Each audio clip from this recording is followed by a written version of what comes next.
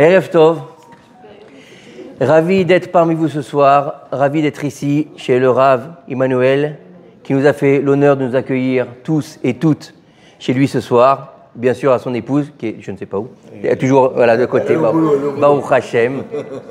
Ça fait plaisir de se retrouver en ce jour, veille de Yom Kippourim, après avoir passé Rosh Hashanah, Baruch Hashem. On a pour chacun de nous fait, Baruch Hashem, j'espère en tout cas, des beaux offices. Et en espérant que nos prières soient agréées par Akadosh Baruch Hu et qui nous inscrivent et nous scellent dans le livre de la vie. Amen, Keneratson. Je voudrais juste dédier ces quelques paroles de Torah pour ma maman, Linu Nishmat, Rivka Bat Rachmona, Bezrat Hashem. C'est important pour moi que tous les shiurim de l'année ils soient dédiés, avec votre permission bien sûr. Et bien sûr, avec la permission du Rav et votre permission, on va parler de Yom Kippourim ce soir, puisqu'on y arrive très vite. Nous sommes dans les Aseret Yemei Teshuvah. Et il faut savoir, tu me fais le temps, hein, parce que moi, tu sais, quand je commence, des fois, je ne me rappelle pas, je fais pas attention au temps. Juste comme ça ira. Les Aseret Yemei Teshuvah, les 10 jours de pénitence, comme on les appelle en français, si on regarde bien, en fait, il n'y a pas 10 jours, il n'y a que 7 jours. Puisqu'il y a 3 jours qui sont dans les Yamim Tovim. 2 jours de Rosh Hashanah et 1 jour de Yom Kippourim, qui est le 10e jour de Aseret Yemei Teshuvah en fait. C'est la clôture de tous ces mois de Slichot, ces mois de Slichot plus ces 10 jours de Aseret Yemei Teshuvah, et qui font écho bien sûr à la prière de Moshe Rabbeinu, puisque le jour de Yom Kippourim, c'est le jour où Moshe Rabbeinu a reçu le pardon d'Akadosh Baruch Hu après la faute du veau d'or. Ce jour-là a été le jour qui vient racheter la faute du veau d'or quelque part. Bien sûr, il va y avoir le Inyan de construire le Mishkan et de faire certaines choses, mais bon, dans l'absolu, c'est ce jour-là où Dieu il va lui dire à Moshe Rabbeinu, Salarti kidvarecha, j'ai pardonné selon tes paroles. Mais en fait, il faut savoir que si on prend le nom en hébreu, enfin, je ne sais pas de quoi tu vas parler, hein. Donc peut-être qu'on va avoir une doublette. C'est pour ceux qui n'ont pas bien compris. C'est pas grave. Voilà. Non, je vais dire autre chose. Le premier n'a pas bien compris. Au deuxième coup, peut-être on comprendra mieux.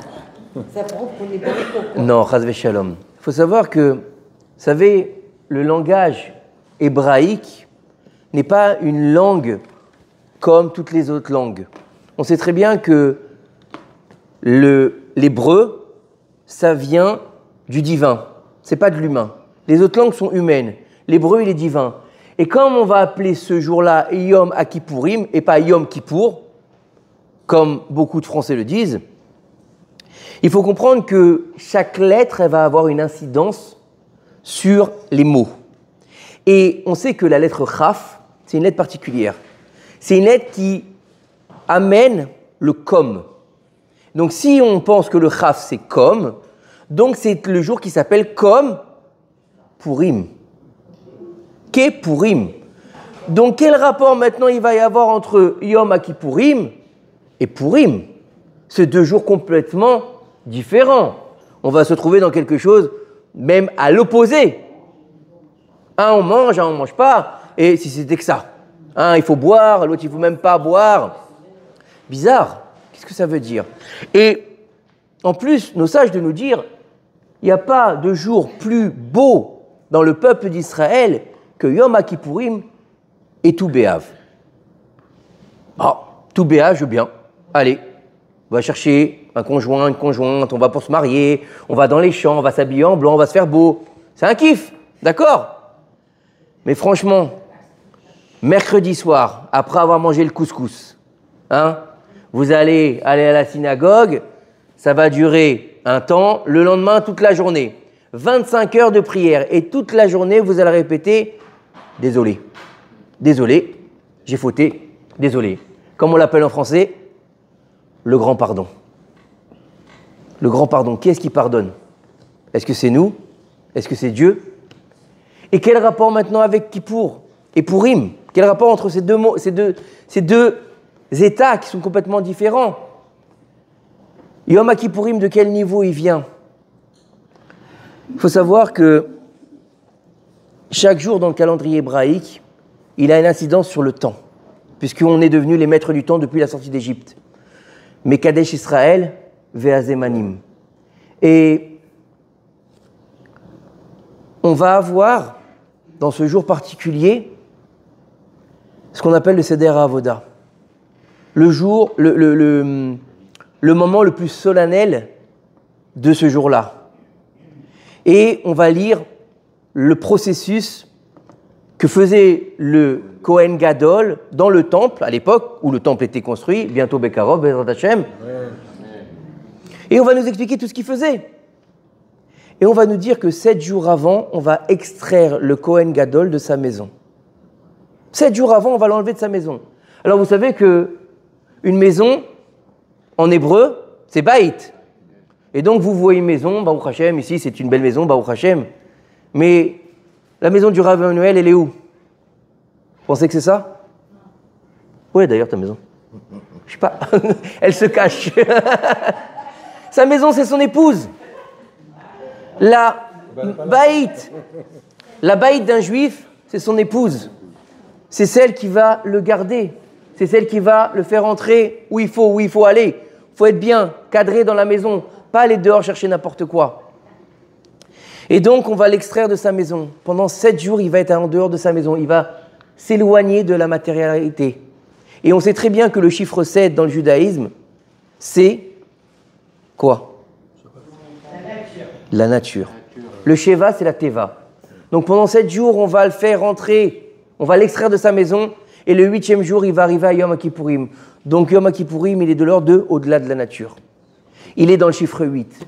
Et dans le chiffre 8, on sait que là-bas, on va devoir aller chercher des choses qui ne nous concernent pas puisqu'on n'est plus dans la nature. On est dans un niveau qui s'appelle Olam Haba. Et donc ça veut dire que le chiffre 8, il est en rapport avec des sphères au-delà de la nature qui s'appellent la Chokhma et la Bina. La construction et la sagesse, qui sont Shayechet Lemi, la Kadosh Baruch Hu. Lui, c'est lui qui va définir ces deux notions de sagesse et de construction pour donner naissance ensuite à notre monde par les 7 autres sphères. Et on sait très bien que pour matérialiser cela, on va avoir 2 femmes, comme une maison, mais un homme qui va épouser 2 maisons, qui est une seule maison. C'est Yaakov Avinu qui a épousé Rachel et Léa, qui sont elles-mêmes la Chokhma et la Bina, dans leur niveau. Et il va devoir définir maintenant le Olam Haba. Le Olam Haba, ce n'est pas le monde futur, ça n'existe pas. C'est le monde dans lequel on va vivre. Mais pas comme à Purim, comme à Kippour. Ça veut dire quoi? On a 2 niveaux, le niveau matériel et le niveau spirituel. Comme on a 2 neshamot, la neshama animale et la neshama divine. D'accord? Et ces 2 niveaux, ils vont être obligés de se partager, on va dire, la vie. Parce que sans l'âme animale, on ne peut pas vivre. Et sans la neshama, on ne peut pas vivre. Puisque, qu'est-ce qu'on dit? Quand la neshama, elle quitte le corps, qu'est-ce qui se passe? C'est fini. On rend le costume et on le met dans le studio de 2 mètres sur 1,50 m. Et donc, ça veut dire que on va avoir 2 niveaux à combler. Un matériel et un spirituel. Le jour de Yom Kippourim, on ne mange pas, on ne boit pas, on ne se lave pas. On n'a pas de rapport. On ne met pas de chaussures en cuir. Alors, ce n'est pas pour le style qu'on ne met pas de chaussures en cuir. C'est pas parce que c'est bien, c'est beau gosse de mettre des chaussures en cuir. Ça n'a rien à voir. C'est parce qu'on n'a pas le droit d'être au-dessus de certains niveaux. Donc c'est pour ça qu'on enlève le cuir, qui est une marque d'orgueil quelque part. Et donc, on va s'élever à un niveau d'ange. On laisse de côté toute la matérialité et on se relie à Kadosh Baruch Hu, le jour le plus saint de l'année. Shabbat, Shabbaton, il s'appelle Yom Kippourim, Nachon. Donc ça veut dire que ce jour-là, on va devoir définir quelque chose qui est de l'ordre de au-delà de la nature. Mais on te dit c'est le jour le plus important du calendrier. Mais c'est pas vrai, puisqu'il est comme quelque chose d'autre. Donc s'il est comme quelque chose d'autre, quel est le plus important? Ce quelque chose ou lui? L'autre. Qui est Purim. Il est comme Purim. Et en fait, comme Purim, ça veut dire quoi? Ça veut dire que le rêve de Yom Kippourim, c'est d'être comme Purim. C'est-à-dire de manger, de boire, de chanter, de rigoler et de réussir à faire ce qu'on va faire, le Seder HaAvoda. Comme à Purim. Parce que le but de Purim, c'est quoi?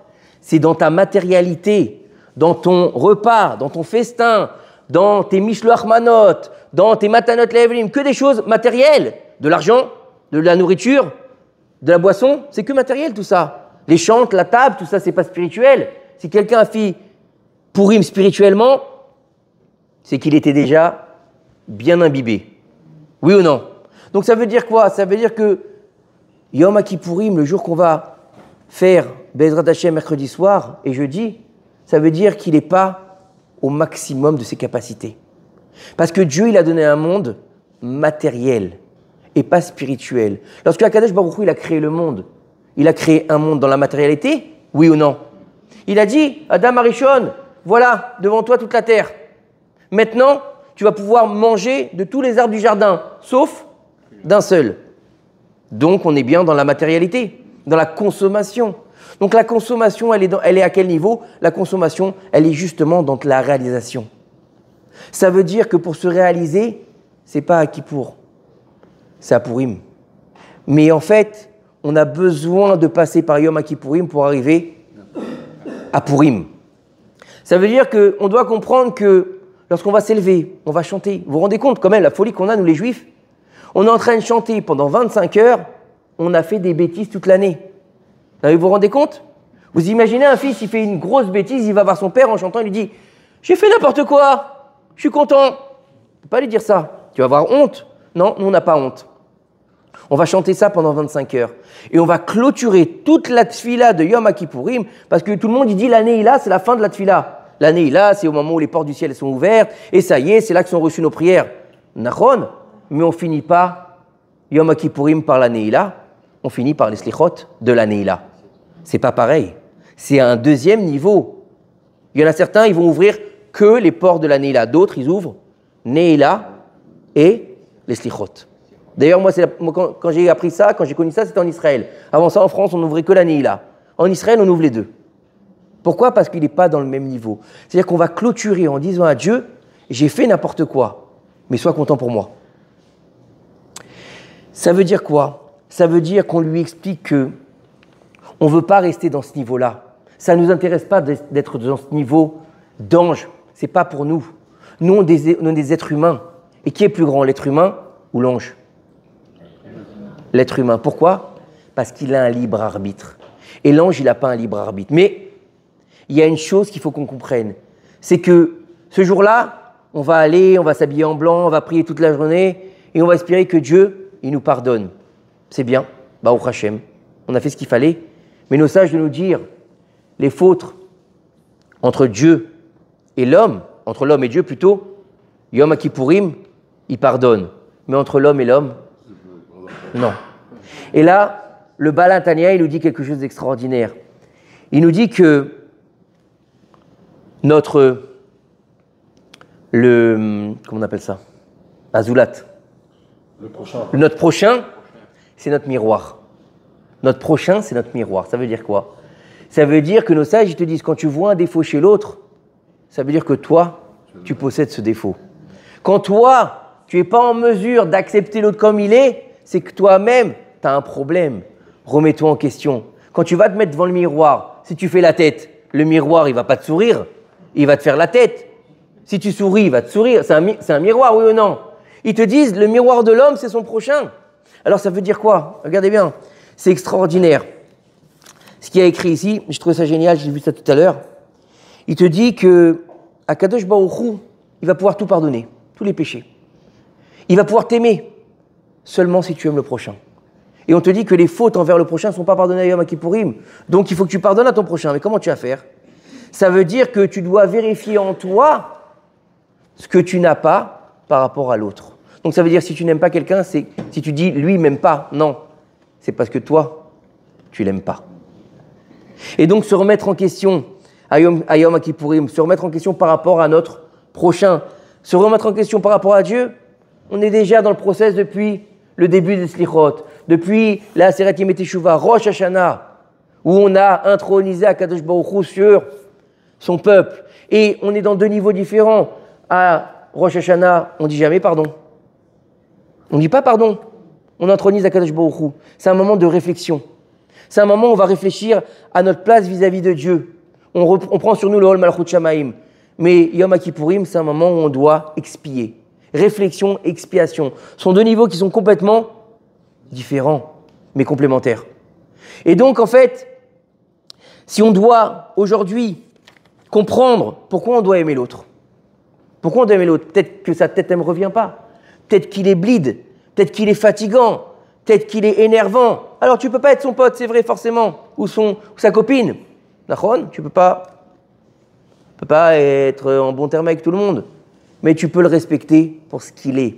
Pourquoi ? Parce que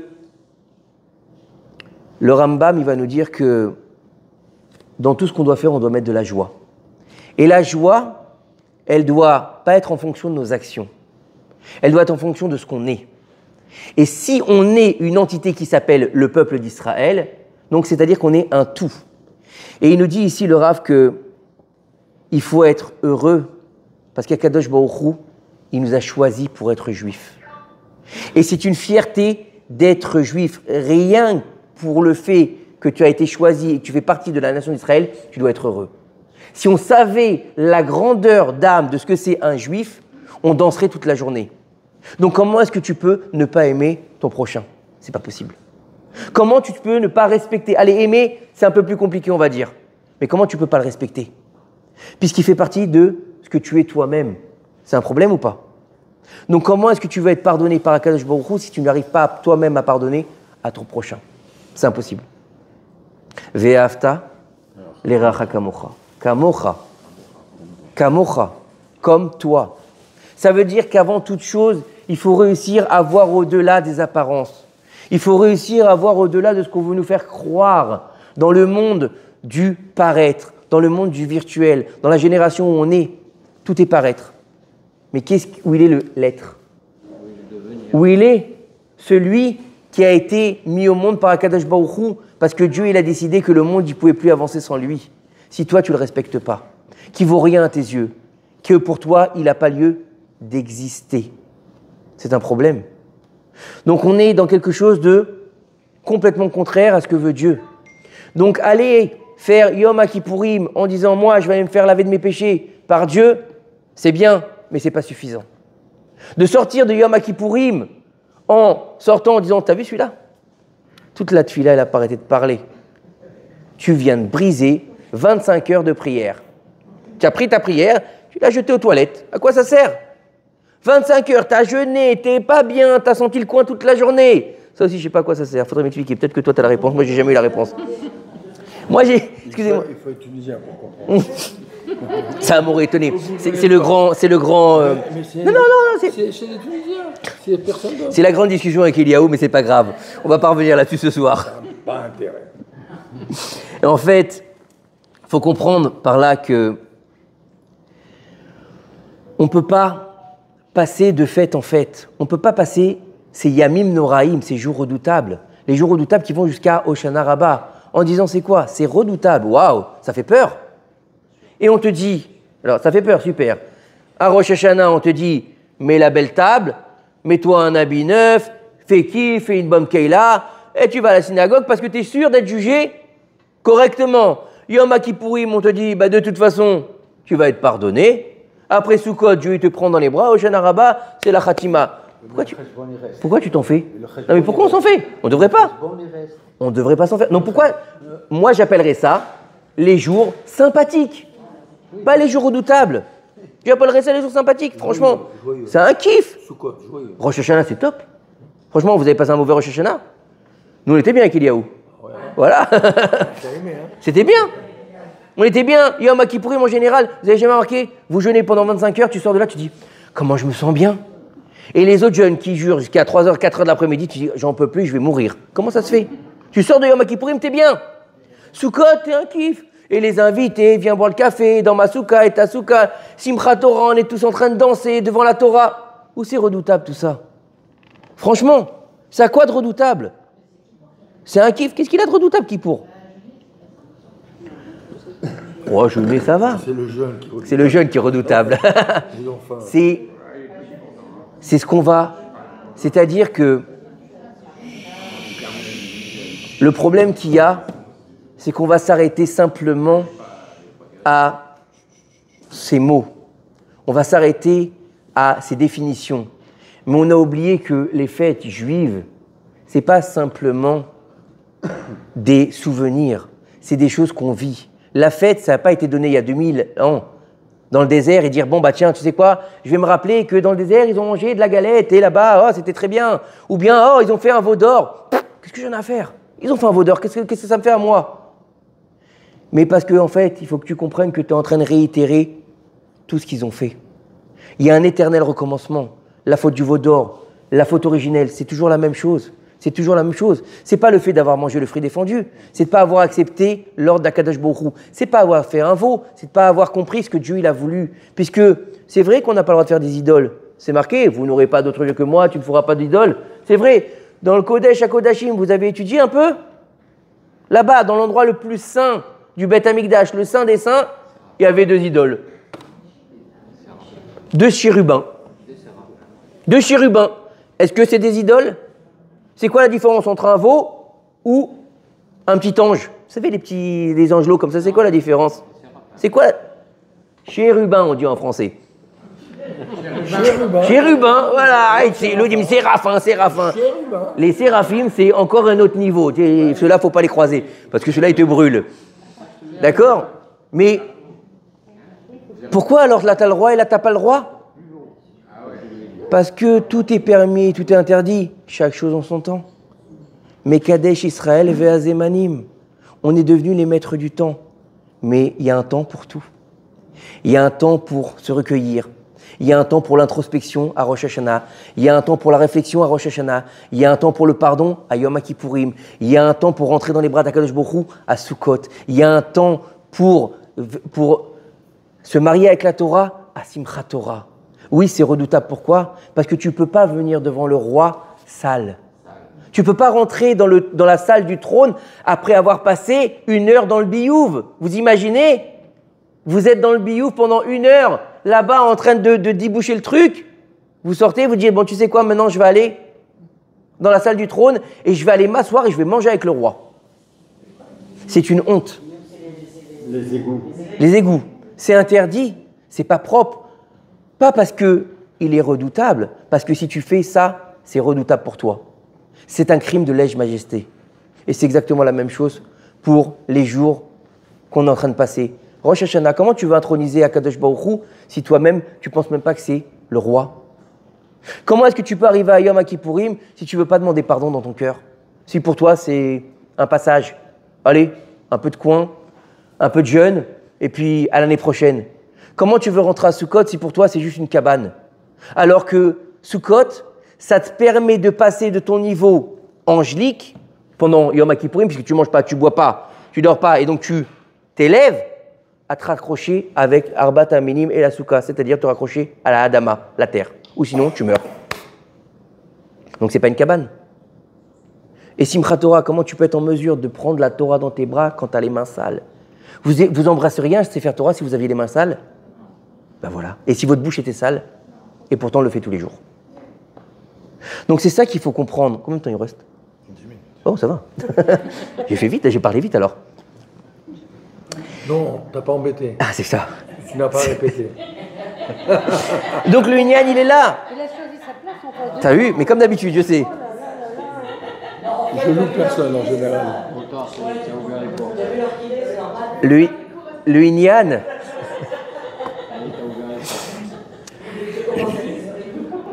Mais c'est ça qui est beau dans le peuple d'Israël. C'est Kulam Tzadikim, Kulam Nevonim. Il y a de tout, mais c'est tous des Tzadikim. C'est tous des rabbins dans le peuple d'Israël, Baruch Hashem.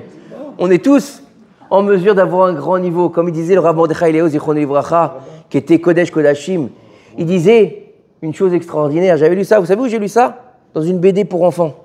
Dans une BD pour enfants qu'ils ont fait sur le Rav Mordechai Léo Zichrono Livracha. Il disait tout le monde peut être Mordechai. Tout le monde disait comme ça. C'est pas difficile.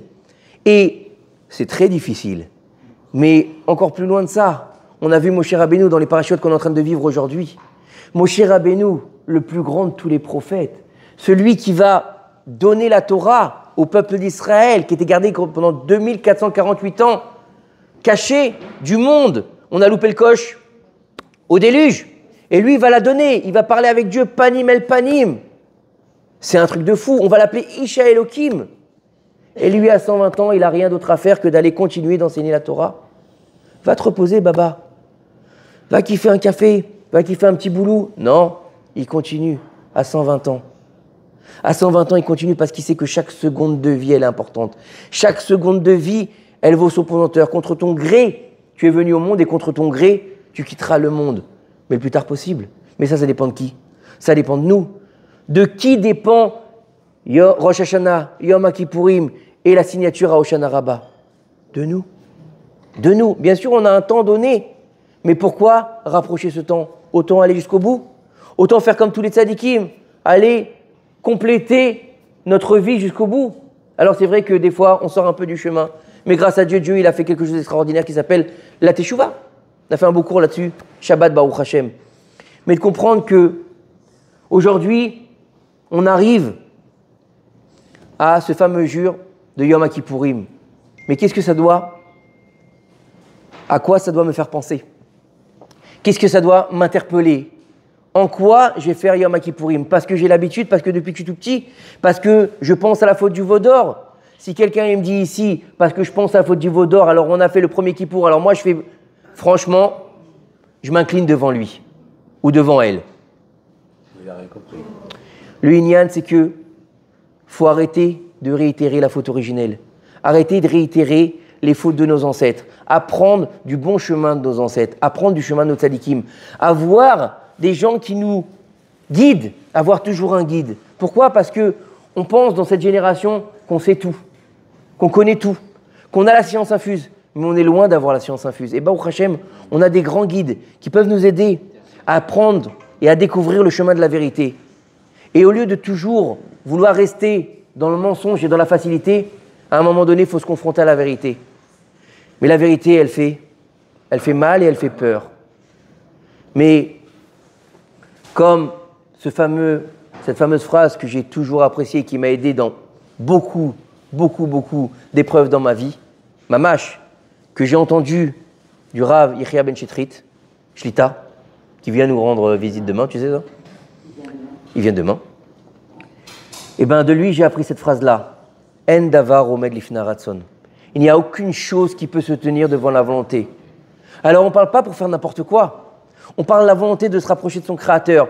Que ce soit dans ton niveau d'ange à Yom Kippourim ou ton niveau d'homme dans Purim. Et le but c'est quoi? C'est d'arriver à Kippour comme à Purim Bezrat Hashem. Et par là, d'être inscrit et scellé dans le livre de la vie, nous et toute notre famille et tout l'âme Israël, Amen Kineraton. Et bien sûr, on aura une pensée pour nos otages, les vivants et ceux qui malheureusement ont quitté ce monde, et pour tous nos chayalim, que Kadosh Baruch Hu les protège, Bezrat Hashem, tous les disparus qui nous ont quittés, et tous les malades d'Israël, Bezrat Hashem, que Kadosh Baruch Hu leur donne refoua shelema ve'achlam meira.